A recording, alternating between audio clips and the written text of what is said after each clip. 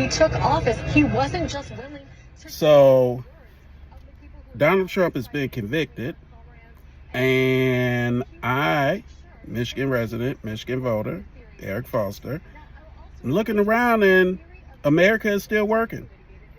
The country hasn't went dead. There's no fighting in the streets. There's no blood in the streets. The country hasn't went to hell. The country's okay. There's nothing wrong that has happened. For the MAGA Republicans who are upset that he was convicted, I haven't seen one of you all actually stand with any African American, Hispanic American, Asian American, Native American, Arab, Chaldean, Native Hawaiian, or Pacific Islander American, or Jewish American who's been unjustly prosecuted, convicted, sentenced, or even indicted and sitting in jail for months or years because they can't meet cash bail. I don't see any of you all coming to the defense of those people. I don't see any of you all coming to the defense of any of those men and women who are not white, who are not rich, who are in the criminal justice system. But you all want to decry the criminal justice system when it works and it actually convicts one of your own who's actually guilty. So, your false bravado, your BS regarding, well, this isn't right and the justice system is weaponized. No, it isn't. The justice system is not weaponized. You want to weaponize the justice system against Democratic voters, against Democratic majority communities, against Democratic elected officials, non-MAGA Republican elected officials and voters, independent and third-party elected officials and voters. You all are open with your desire to weaponize government against the rest of us. But when the actual process of law takes place for somebody who committed crimes that you weren't involved in, so it's not your crime. It's not coming for you. No one's coming for you. You didn't commit the crimes with Donald Trump, so you good. But you all want to complain and say, oh, the justice system doesn't work. It does.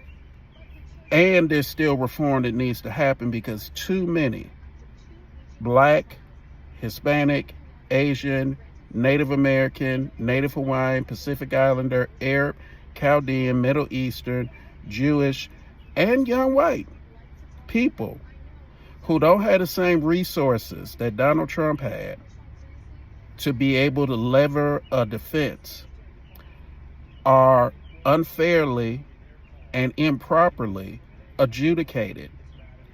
And until we can right those wrongs, that is the real challenge in the justice system. And until you all actually show up for some of that, don't come to people that look like me and say, we need you to stand with us because the criminal justice system is against Trump or against Republicans. That's bullshit. It's a lie. No one is against you. If you didn't commit the crime, you don't have to worry about the time. He committed the crime. He's got to worry about the time. So I say all that to say, once again, happy Trump Conviction Day.